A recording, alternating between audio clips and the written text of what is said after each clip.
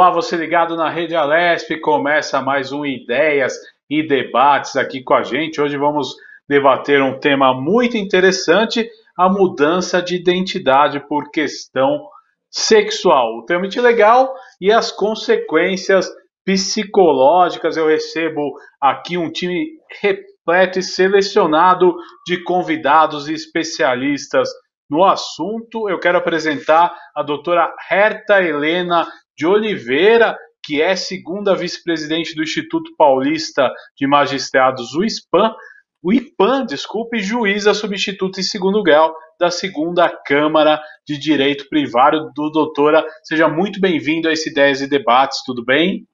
Obrigada, Guga. Muito obrigada pelo convite, obrigada pela oportunidade. Eu recebo aqui também a doutora Tânia Mara Awali, que é presidente do Instituto Paulista dos Magistrados, o IPAM, e também é juíza titular da primeira vara de registros públicos. Doutora, seja bem-vinda a esse Ideias e Debates, é uma honra recebê-la aqui na Rede Alesp. Fico muito feliz de participar do programa e de estar aqui com vocês na TV Alesp. Espero poder contribuir com alguns esclarecimentos sobre o tema e sobre o extrajudicial, que são as serventias que estão sob a nossa corregedoria, da primeira vara de registros públicos e da segunda vara de registros públicos. Muito obrigado, doutor. Eu quero apresentar o meu outro convidado de hoje, é o doutor Marcelo Benacchio, que é juiz titular da segunda vara de registros públicos. Doutor Marcelo, seja bem-vindo, é uma honra recebê-lo aqui na Rede Alesp. Muito obrigado, Guga. Eu agradeço a gentileza do convite de estar aqui fazendo essa discussão, esse debate, e com pessoas tão capazes e tão queridas que nem a doutora Herta e a doutora Tânia.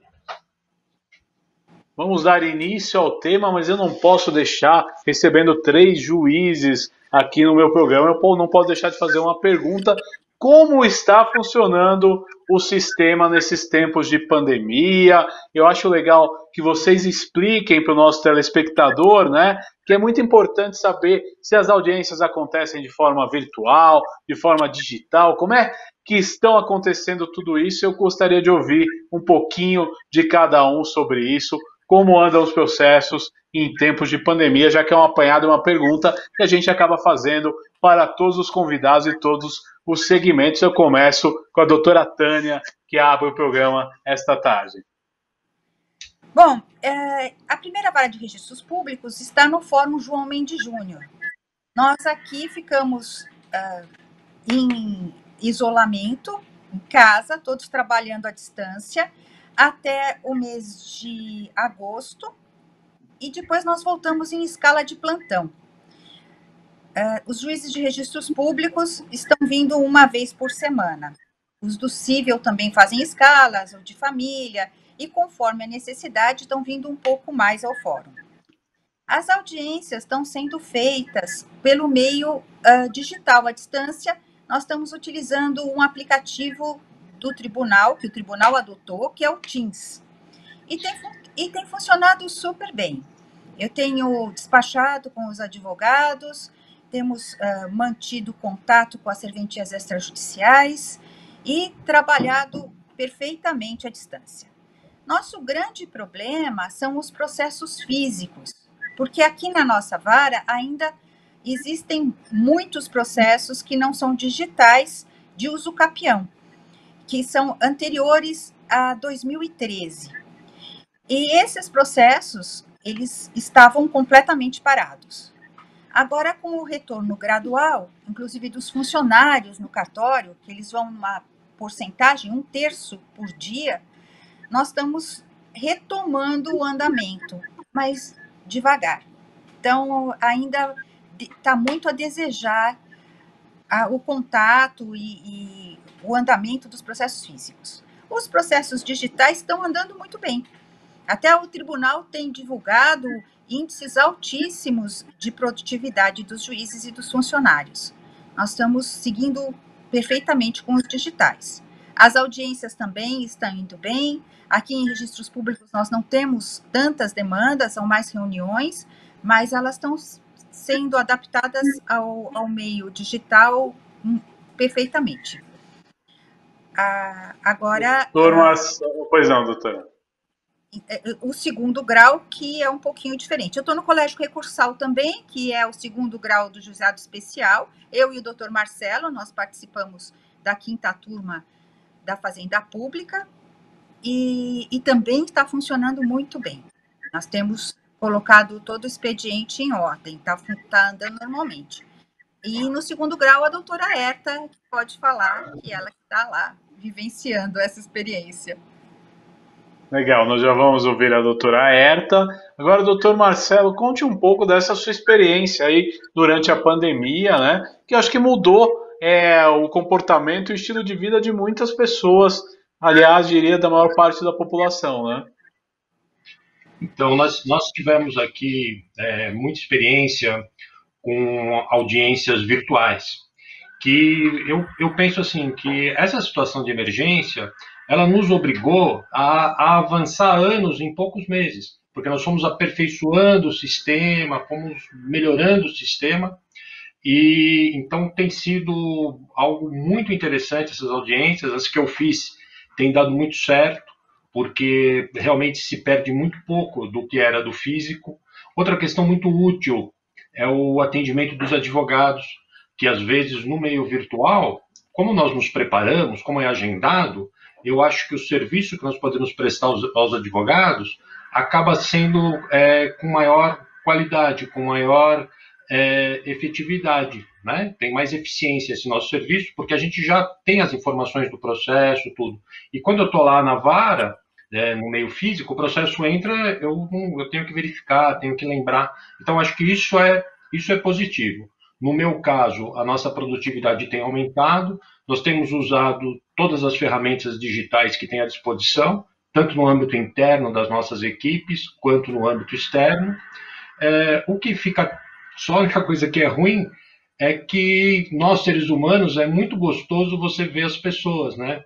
Quando eu estou muito triste, eu fico bem vendo as pessoas. Quando eu estou muito feliz, eu fico bem vendo as pessoas. E com a pandemia, a gente fica com saudade de ver as pessoas, né? Só esse ponto.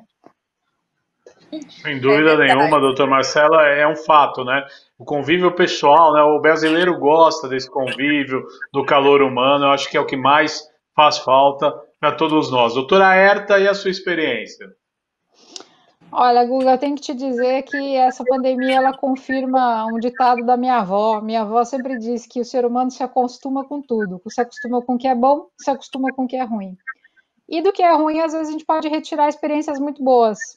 O Tribunal de Justiça, na verdade, não parou nem um dia, né, de trabalhar desde o princípio da pandemia. E o tribunal em segundo grau, que é onde eu estou, realmente não parou porque nós já adotávamos um sistema de julgamento virtual, que a gente chama, que é um julgamento que não é presencial, que já ocorria normalmente. Todas as câmaras já adotavam esse tipo de julgamento. E ficava reservado o julgamento presencial só para aqueles casos em que os advogados faziam questão que o julgamento fosse presencial, porque eles queriam fazer uma sustentação oral e queriam acompanhar o julgamento. Então, num primeiro momento, esses julgamentos virtuais seguiram normalmente.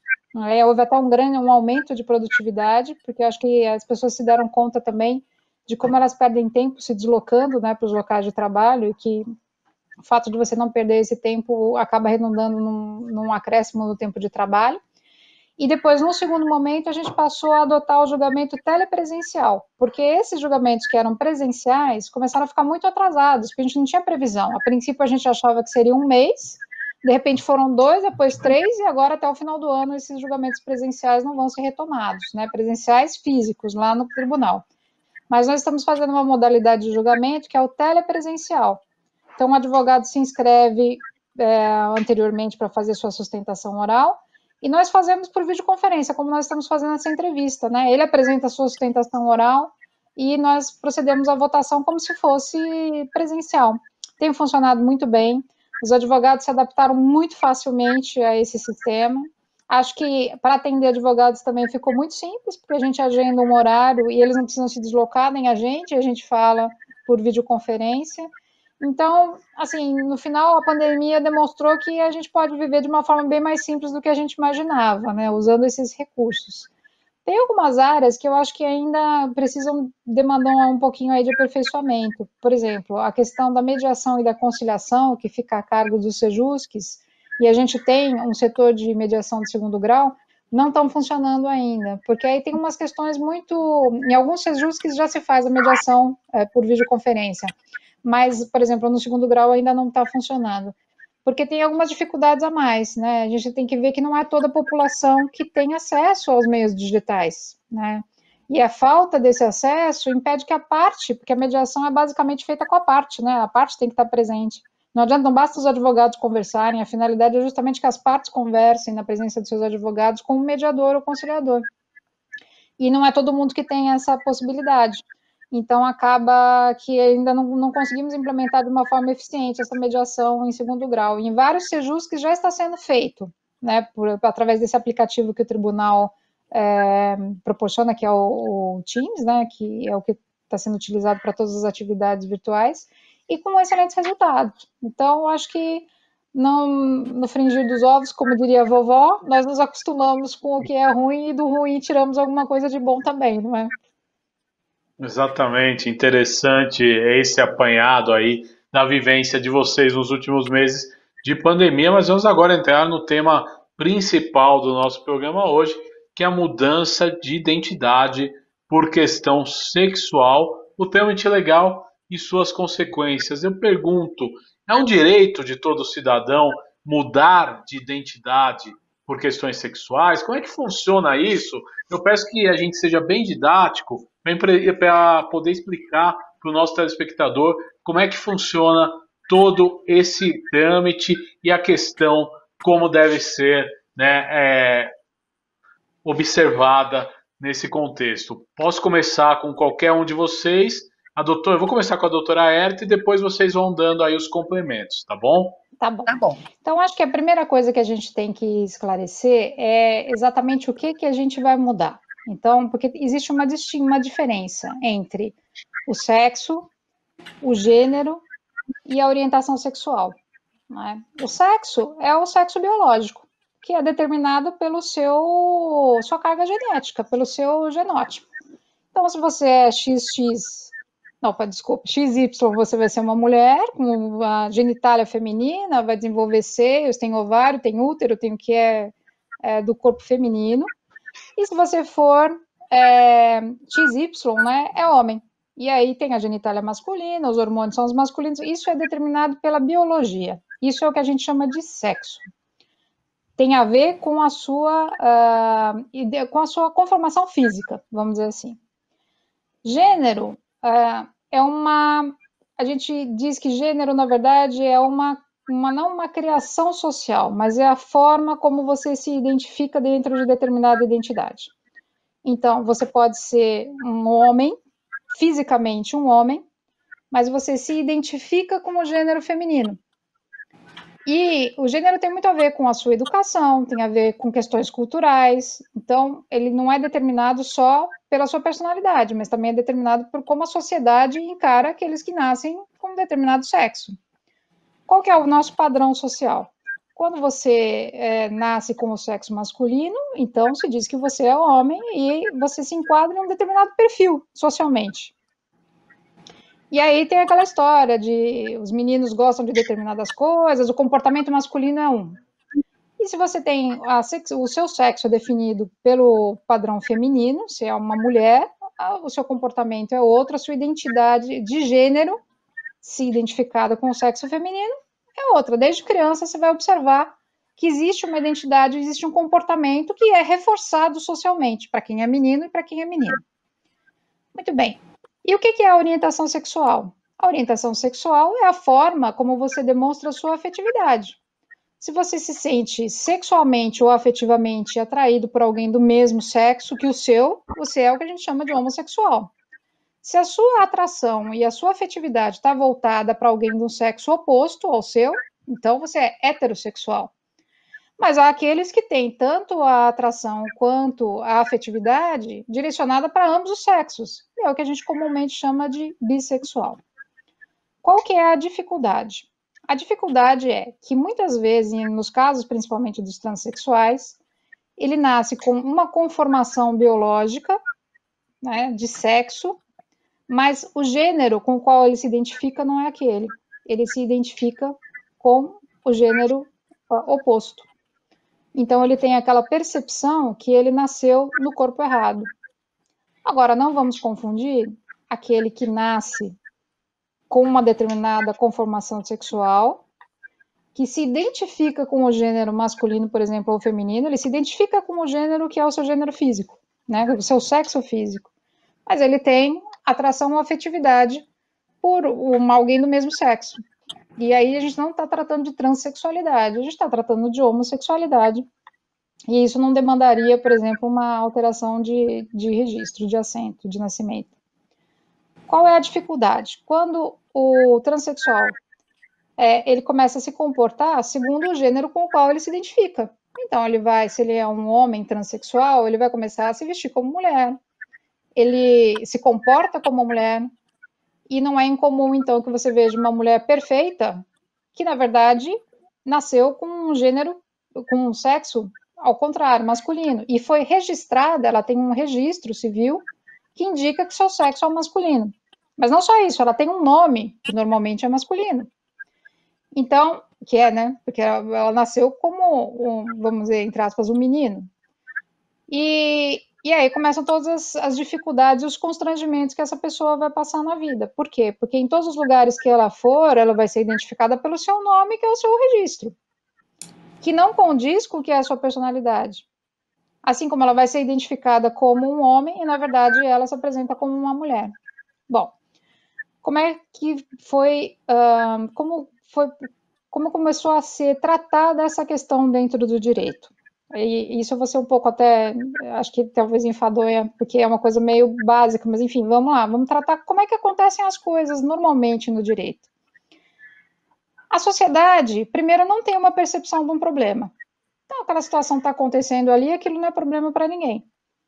Vamos pensar, por exemplo, quando as crianças trabalhavam numa mina de carvão, época da Revolução Industrial. A criança era tratada como um ser menor e aquilo não incomodava ninguém. Ninguém se afetava com o fato de uma criança estar trabalhando numa mina de carvão. Bom, a sociedade vai evoluindo. E as pessoas então começam a perceber que ali pode haver um problema, porque aquilo talvez não seja adequado para uma criança que está trabalhando numa mina de carvão. Então começam a surgir a ideia dentro do seio social, começa a amadurecer, de que há necessidade de tratar de uma solução que não está parecendo justa, que não está parecendo boa e que está trazendo problemas. Com esse amadurecimento social, chega um momento em que a sociedade diz, aqui há um problema e nós precisamos resolver esse problema, tem que dar uma solução porque isso aqui não está correto. E aí, em tese, o parlamento que representa a sociedade vai votar uma lei e vai alterar, vai criar uma disposição legal. Aqui, olha, criança não trabalha em mina de carvão. Isso aqui não pode acontecer. Tá. Quando essa lei vem no momento em que há uma percepção social clara de que aquilo era um problema que precisava de uma solução, que ótimo, a lei vai encaixar como uma luva dentro do anseio social. E aí a gente vai ter a famosa lei que pega. Vocês já devem ter ouvido falar da lei que pega e da lei que não pega. Parece que a lei é sarampo, né? Pega em uns, não pega em outros. Não, é uma lei que todo mundo respeita e passa a respeitar. Socialmente ela é reconhecida como válida. E isso é o que a gente gostaria que acontecesse em todas as situações. Bom, há muitos casos em que existe um problema social que está ali se manifestando. Existe um problema. Parte da sociedade já percebeu que ali tem um problema. Mas a sociedade está dividida em relação a como se trata esse problema, por N razões, por conceitos que envolvem desde formação religiosa, formação cultural, conservadorismo, enfim. E aqui não há espaço para o parlamento para definir uma solução para esse problema, porque ainda não existe um consenso social em relação a isso. Agora, o fato de não existir uma lei que regulamente especificamente esse problema autoriza que as pessoas que estão sofrendo continuem sofrendo e que não se faça nada? Não. A gente tem o Poder Judiciário, que é um dos poderes do Estado, que é aquele que tem a obrigação de dizer o direito, dizer aquilo que é justo, né, e aplicar o direito. Então, muitas vezes o que acontece? Os juízes, que são os que estão mais próximos da população, porque quando acontece o problema, você vai bater, se não tem um outro meio de solução, aonde que a gente vai bater? Vai bater no Poder Judiciário para que ele indique uma solução para aquele problema. Então, o juiz tem a percepção de que aquilo ali é um problema que precisa ser resolvido. E o legislador não acompanhou ainda essa percepção, ele não chegou num ponto de maturidade em que ele se sente fortalecido o suficiente, ou que exista um consenso suficiente dentro do parlamento, para que você crie uma legislação a respeito disso. Então, o que acontece? O juiz, ele dá uma solução para um caso concreto, ele resolve o caso que foi trazido para ele, via de regra, e era assim no passado, agora com a súmula vinculante, a gente pode até dizer que mudou bastante nesse aspecto, mas normalmente o que a gente decide para um caso, é o caso que veio para ser decidido. Então, a gente tinha os casos das pessoas que buscavam o judiciário porque faziam a transição de gênero, né, faziam a transição sexual para poder passar a ter o aspecto físico do gênero com o qual ele se identifica e que depois buscavam a retificação do seu assento para que constasse tanto o sexo quanto o nome adequado com o seu gênero. E isso começou com a justiça reconhecendo que havia realmente o direito de fazer essa alteração, porque aquilo implicava num sofrimento muito grande. Bom, havia, ainda assim, a gente não pode dizer que era pacífico, que todo mundo entendia que poderia fazer isso. Houve um período na jurisprudência que os juízes entendiam que você podia trocar o nome, mas não podia trocar o sexo, porque o sexo era o seu biológico. Houve época em que se decidia que você só teria direito a modificar o nome e alterar o sexo se tivesse feito a cirurgia, por exemplo, para modificação da sua genitália. Então, isso não era uma questão que era pacífica, mas tudo isso vem amadurecendo. E aí a gente chegou, então, no momento atual, em que, através de, não da lei, mas de decisões judiciais, ficou reconhecido o direito daquele que é transgênero, transexual, de fazer a modificação administrativa do seu registro. Então, tanto modificando o nome, quanto mudando o sexo. E aí eu deixo para os meus colegas que são os especialistas na questão do registro, porque eles podem te explicar, inclusive, como é que isso é feito de forma administrativa, sem você precisar recorrer para o judiciário. Mas acho que esse apanhado é importante, porque a gente tem que entender o seguinte, no momento que a gente tem, são decisões judiciais que garantem que se faça isso. Mas a gente ainda não tem uma lei específica que diga, você tem o direito de fazer a sua retificação administrativa. Isso não existe, a legislação não existe. E aí, mais para frente, no decorrer aqui da nossa conversa, a gente pode até trocar uma ideia sobre quais são as consequências de você ter as decisões judiciais terem reconhecido que existe o problema, terem apontado a solução para o problema, mas ainda não termos encontrado um consenso social a ponto de ter uma legislação que garanta a solução para esse problema. Legal, doutora. Agora eu quero ouvir a doutora Tânia. Vamos lá. Então, eu até pedi para falar, porque eu passei pela vara de registros públicos, pela segunda vara de registros públicos que cuida disso, há uns 15 anos. Então, eu peguei essa primeira fase de abertura quanto ao reconhecimento da mudança de nome e mudança de sexo. E na época em que eu comecei a julgar isso, o judiciário estava bastante tímido para o reconhecimento e pedia várias provas de que a pessoa realmente tinha um problema com relação ao sexo que escolheu. Então, nós precisávamos fazer um laudo psicológico dizendo que a pessoa sofria com o sexo biológico e que ela precisava mudar para que se sentisse bem, se sentisse feliz. Muitas vezes se exigia que tivesse feito, como a doutora Herta falou, a cirurgia para modificação, uma intervenção cirúrgica para a mudança física, e muitas vezes que se reconhecesse no meio social essa pessoa com uma personalidade ou feminina ou masculina, dependendo da opção dela.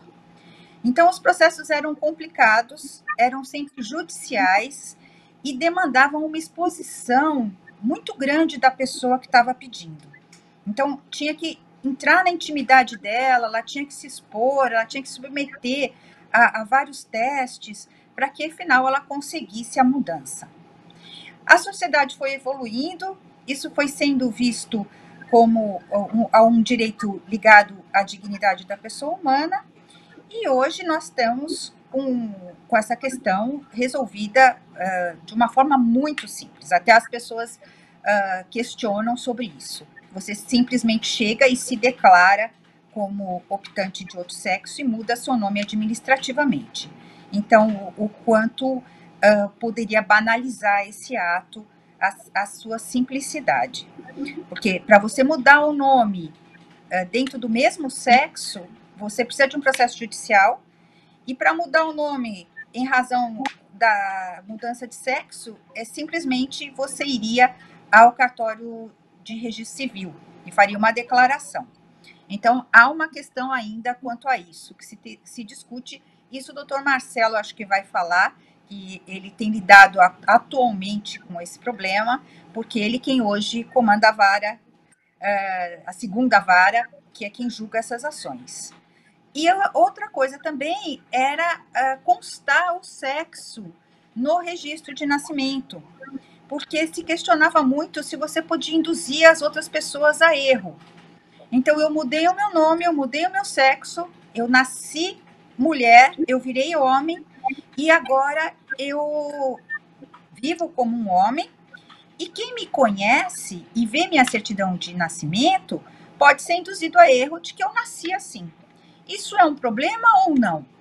Então, o fato de eu ter mudado é algo definitivo e as pessoas não têm que saber do meu passado, ou elas têm o direito de saber que eu já fui mulher e hoje sou homem. Então, é um outro problema que a gente tem enfrentado. Hoje, é pacífico que se pode fazer a mudança do sexo. Agora, eu gostaria de ouvir o Marcelo, como eles têm decidido essas questões. Doutor Marcelo, vamos explanar aí para o nosso telespectador. Tá, eu queria, antes, falar um pouco do passado, porque eu atuei em vários processos na área de família, e quando era judicial essa questão. E aí eu só queria dar uns exemplos dos casos, das coisas que eu ouvi, que era assim, muito antigamente, há cerca de 40, 50 anos atrás, os médicos que faziam a cirurgia de mudança de sexo, de transgenização, o que acontecia? Eles eram processados por lesões corporais, Guga. Olha só, olha só. A discussão era assim, eles cometeram crime ou não? Olha isso como só um absurdo hoje para nós, mas era a época. Que nem a professora Herta falou, o transexual ele tem uma inadequação do psíquico com o físico. Então, assim, as pessoas que eu ouvia, eles falavam assim, eu falava assim, mas qual que é o seu problema? Eu falava assim, olha, eu não vou votar há muitos anos. Por que você não vai votar? Porque me dá problema, porque chega lá, tem a figura de uma mulher ou de um homem, e no documento tem o gênero oposto, o sexo oposto. Outra questão, quando eu vou no banco, é um constrangimento enorme. Por quê? Porque eu vou lá, entrego o meu documento e falam assim, você deu o documento da sua esposa, do seu marido, e não o seu. Então, olha o constrangimento da pessoa, que a todo momento ela precisava explicar e acreditavam que estavam praticando uma fraude, e todas essas questões. Isso veio evoluindo muito aqui no Brasil, e antes disso também a gente tem que pensar assim, que todo mundo tem um direito de um projeto de desenvolvimento. Todas as pessoas, enquanto seres humanos, têm o direito à felicidade, a ser feliz. E aí eu pergunto, como que uma pessoa com essas dificuldades vai conseguir o seu projeto de felicidade? Né? E aí, assim, por exemplo, se eu acredito em Deus, Deus tem um projeto de felicidade para a minha vida. Se eu não acredito em Deus, se eu acho que não existe Deus, do ponto de vista racional, ser feliz é racional. Então, assim, todo mundo tem o direito de ser feliz. E como que uma pessoa transgênero, que é uma pequena minoria da sociedade, vai realizar seu projeto de felicidade com um problema desse tamanho? Como que a pessoa vai conseguir, vai atingir essa situação? Então, por causa disso, o Supremo Tribunal Federal julgou na ADI 4275 do DF, julgou que, independente da realização de cirurgia, poderia ser realizado diretamente no registro civil a mudança do prenome e do gênero. Então, isso que foi estabelecido. Logo depois do julgamento, houve um clamor muito grande das pessoas para que isso fosse realizado. E, por causa disso, o Conselho Nacional de Justiça, por meio do provimento 73 de 2018, estabeleceu as regras. Então, hoje, quem é pessoa transgênero pode ir diretamente no registro civil e fazer a alteração. Olha, em termos de eficiência, o quanto melhorou, o quanto se facilitou e o quanto é complicado para quem tem essas questões. Porque como é que você vai realizar a sua personalidade se você tem uma situação de gênero não resolvida, não atendida? É muito difícil. Eu não sei se a doutora Tânia e a doutora Herta querem fazer algum comentário também sobre isso. Doutora Tânia, que também já... Importante ficar à vontade. Duas varas, doutora Herta também tem grande experiência, porque assim, imagine isso, de você chegar e falar assim, não, o documento é do seu marido, né? Uma pessoa que é masculino com transgênero feminino. Fala, olha, você me deu o documento do seu marido. O que é isso? Vai assinar um contrato? Ou da sua mulher também, né? Ou da sua mulher, porque também tem o transgênero ao contrário, né? Que é da mulher que é masculino. Olha, é um sofrimento que, na verdade, eu acho que só quem passa é que pode saber a extensão. Para gente que olha de fora, e assim, quando eu digo da história das crianças das minas de carvão, é porque é sempre assim, a sociedade, a maioria, a grande maioria, não passa pelo problema. Ela não está sofrendo aquela consequência. Então, ela não pensa em dar uma solução para um problema que ela não sente. E eu acho que a evolução social acontece justamente quando as pessoas começam a observar o sofrimento do outro e achar que aquilo também tem que ser... Aquela pessoa tem direito a ser feliz, como disse o Dr. Marcelo. Agora, qual é o grande risco que eu vejo na atual situação? Como o Dr. Marcelo pontuou bem, a gente ainda está num ponto em que não existe uma legislação que garanta. Né? A gente está com uma criação jurisprudencial. Veja, quando a gente teve todo o processo relacionado ao concubinato, que depois virou união estável, foi a mesma coisa. Começou como? Os magistrados, os juízes, quando iam julgar as questões de família, percebiam que as pessoas viveram juntas a vida inteira como se fossem casados, marido e mulher, mas não podiam casar porque na época não tinha divórcio, então não tinha como regulamentar a situação. A pessoa que casou só tinha separação que não permitia um segundo casamento. Daí morria o cônjuge lá, o varão, né, e aquela pessoa que viveu a vida inteira com ele ficava desprovida de qualquer apoio, não tinha direito à herança, não tinha direito a alimentos, não tinha direito a nada, às vezes quando terminava a união. E aí foi sendo feita uma criação jurisprudencial, que começou primeiro com o concubinato, com prestação de serviço, então dizia, tem que indenizar porque aqui houve um serviço para ser indenizado. E como isso foi caminhando até a gente chegar na Constituição que reconheceu que a união estável é equiparada ao casamento. Né? Que as pessoas não... E doutora... o Marcelo está falando. Só um segundo. Nós não temos no direito uma definição de sexo. Né? Por exemplo, meu sexo é masculino por quê? Porque quando eu nasci, lamentavelmente há muitos anos, né? Quando eu nasci, o médico olhou e falou, olha, é sexo masculino. E nós sabemos que as questões sexuais não são tão simples assim. Então, por um simples exame ocular, olha como é delicada essa situação. Desculpa, veja que eu tive um caso, até que eu estava, desculpe, sem te cortar, mas só para ilustrar, que na verdade era uma pessoa que era hermafrodita. E quando ela nasceu, ficaram meio na dúvida se era homem ou se era mulher, porque ela tinha os dois sexos. Ela tinha uma genitália que era feminina e tinha também um pênis. Eu falei, não, mas como tá mais com cara de ser mulher, é mulher. Registrou como mulher.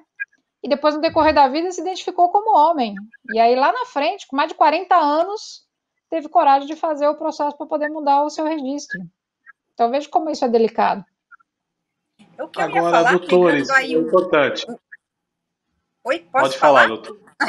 O que eu ia falar, pegando o gancho da Herta, é que isso aconteceu também com o casamento entre pessoas do mesmo sexo. Sim. O legislativo, por várias questões políticas, claro, e de seus integrantes fazem parte também de associações religiosas, enfim, não conseguiu definir esse casamento, aprovar esse casamento por lei. E quem fez essa equiparação, e hoje nós temos o casamento entre pessoas do mesmo sexo nos cartórios de registro civil, foi o judiciário. Então, isso também foi uma evolução nossa, né, que veio do judiciário, que é o certo. Eu acredito que não, né? A gente está ali só cumprindo um papel de resolver uma lacuna que está ali do direito. Mas o certo seria que isso viesse por meio de lei. Até para dar segurança, né? Até para dar segurança. E mesmo essa questão dos nomes. Como na união estável não havia lei que a reconhecesse, nós começamos pela tangente resolver o problema. Então, havia uma lei na lei de registros públicos, uma possibilidade de que quando houvesse um impedimento para o casamento, o companheiro podia adotar o sobrenome do outro. Geralmente era o homem que dava o sobrenome para a mulher, né? A gente dificilmente tinha um caso contrário. Mas nós conseguimos, pela via transversa, resolver alguns problemas assim. E que a lei previdenciária também foi anterior.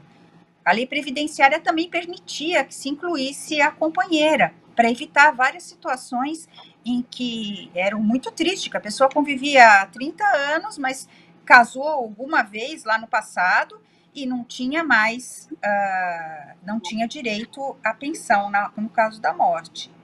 Até peguei um caso muito interessante quando eu fui na vara do Marcelo nas férias, agora recentemente.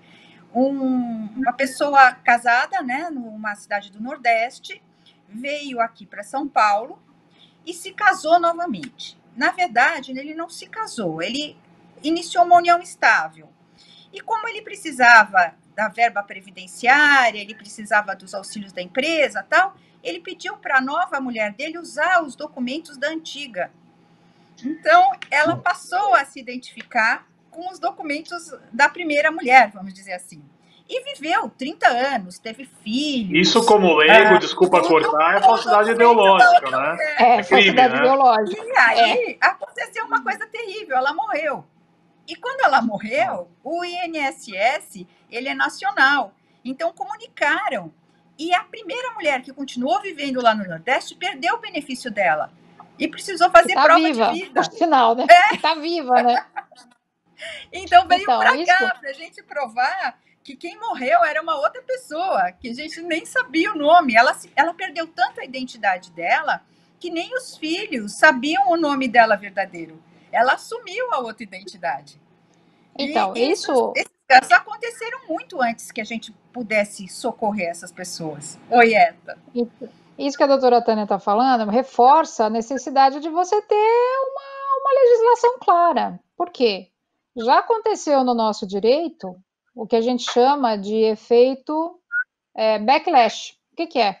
A jurisprudência já definiu uma determinada situação e depois o parlamento, em reação àquela definição, volta para trás.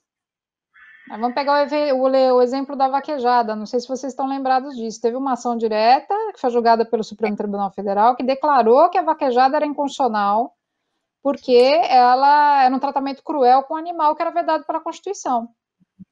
Aí a gente teve logo na sequência uma lei estabelecendo que a vaquejada fazia parte do patrimônio cultural do país, e como a lei, na verdade, ela não teria uma sobreposição da lei a uma decisão do Supremo, que é o controle de constitucionalidade, veio ainda na sequência uma emenda constitucional para reconhecer que não constituía tratamento cruel ao animal aquela prática que fosse reconhecida como patrimônio cultural. Então, você corre o risco de voltar para trás. E eu acho que num caso delicado como esse, que é um direito personalíssimo, se a gente retroceder, vai ser gravíssimo. Agora, a gente tem várias questões que precisam ser regulamentadas, Guga, mas só para dizer, A doutora Tânia lembrou bem da questão do terceiro, se, na verdade, existe algum prejuízo para o terceiro, para os outros que são envolvidos nessa relação. Mas vamos pensar nas competições esportivas. Como é que você vai garantir que um transexual não vai concorrer com alguém que é do gênero, do sexo oposto, sendo que ele teria, se ele for um transexual, a mulher que virou homem, por exemplo, obviamente tem uma vantagem em relação às outras mulheres que vão competir, porque fisicamente, né, a biologia dela é masculina. Outra questão, serviço militar, como é que fica? Se você assumiu a identidade masculina, você vai passar a ser obrigado a prestar serviço militar, ainda que você tenha um corpo feminino? Então, tem várias questões que ainda não encontraram uma solução. Eu queria... O Marcelo queria virar Marcelo para poder se aposentar mais cedo. Também. Tem essa questão também, a questão previdenciária. A questão previdenciária também. Eu só queria colocar aqui rapidamente o que o provimento administrativo coloca para fazer, para quem estiver interessado, né, tiver nessa situação. Então, a pessoa precisa ser transgênero, ela pode ir em qualquer registro civil, ela pode ir no registro civil que ela está registrada ou em qualquer outro registro civil que esse cartório de registro civil vai encaminhar onde ela está registrada. A pessoa tem que ser maior de 18 anos, ela tem que declarar pessoalmente ao oficial, né? Então, tem que pessoalmente, tem que declarar, é irreversível do ponto de vista administrativo, mas pode do ponto de vista jurisdicional, por isso é algo muito relevante. A pessoa pode não alterar o gênero, se quiser, não é necessário apresentar nenhum tipo de laudo médico ou psicológico, não é necessário cirurgia de redesignação sexual. Se houver cirurgia, se houver laudo, pode juntar essa documentação, mas não é necessário. Tem que assinar perante o oficial, como é um direito personalíssimo, né, a doutora Herta colocou. Tem que declarar, por causa dos terceiros e por causa de si próprio, se tem uma ação judicial para mudança de gênero.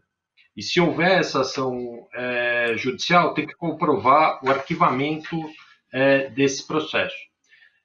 São necessários os documentos pessoais, né? Aqui, a certidão de nascimento, certidão de casamento, se houver, todas atualizadas, registro geral, passaporte, CPF, uma série de documentos.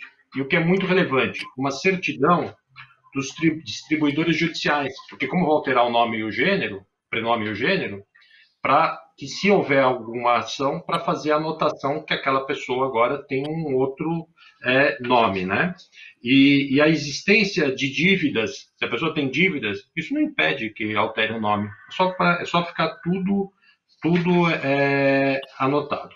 Agora ocorre o seguinte: se o oficial suspeitar de algum tipo de fraude, né, para não ficar uma coisa totalmente voluntária, ele encaminha para o juiz que fiscaliza os cartórios, e esse juiz vai decidir se é caso de fazer a averbação, a alteração do nome.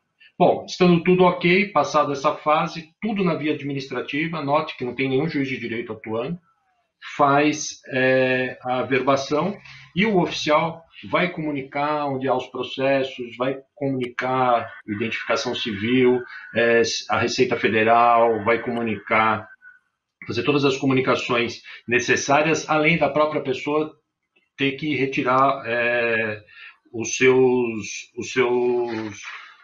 documentos.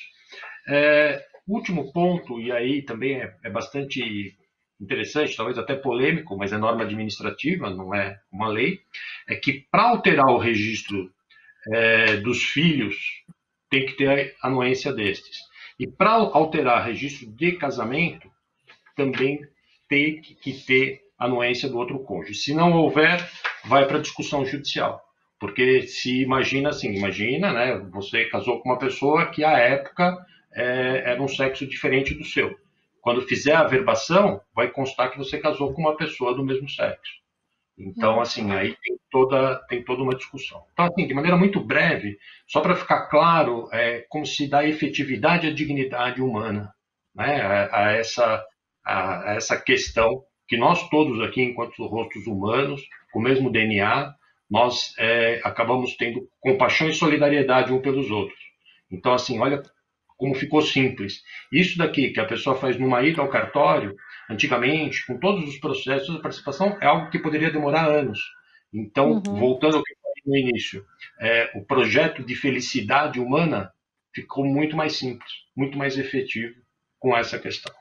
É isso que eu queria comentar nesse momento. Muito interessante, doutores. Eu estou chegando nos momentos finais do nosso programa. Passou muito rápido, é um tema muito extenso, mas foi importante a gente esclarecer. E eu gostaria de terminar com uma breve consideração de vocês. Na opinião de vocês, o que nós precisamos evoluir nesse tema? Cada um de vocês dê uma rápida passagem sobre isso, porque já estamos com o nosso tempo acabando. Eu começo com a doutora Tânia e já aproveito para agradecer a sua participação neste programa de hoje. Muito obrigada. Eu acho que falta pouco para evoluir. Eu acho que precisa mesmo que as coisas virem lei, para que a gente tenha mais efetividade, mais certeza, como diz a doutora Erta, porque o judiciário ele demora para resolver as questões e resolve muitas vezes caso a caso. Então pode ter alguma pessoa que não tenha o seu direito tão atendido quanto a outras. E eu acho que nesse caso está muito bem encaminhado. Eu acho que está seguindo aí a tendência social. Hoje eu vi na internet que as pessoas também têm se descrito como pansexual. Então, eu acho que eu nem sei como que é, mas enfim, não sei o que mais que nós poderíamos fazer para atender esses anseios de sexualidade, mas eu acho que, por enquanto, poder fazer essa mudança de sexo já é um grande avanço. E eu sempre falava para os meus alunos, quando eu dava aula sobre isso, que seria interessante, quando for escolher o nome do filho, já escolher um nome que dê para os dois sexos, que você evita bastante problema. Aí você já pode escolher o Sacha, o André, a Valdeci, algo que você depois não tenha que se submeter a esse tipo de processo.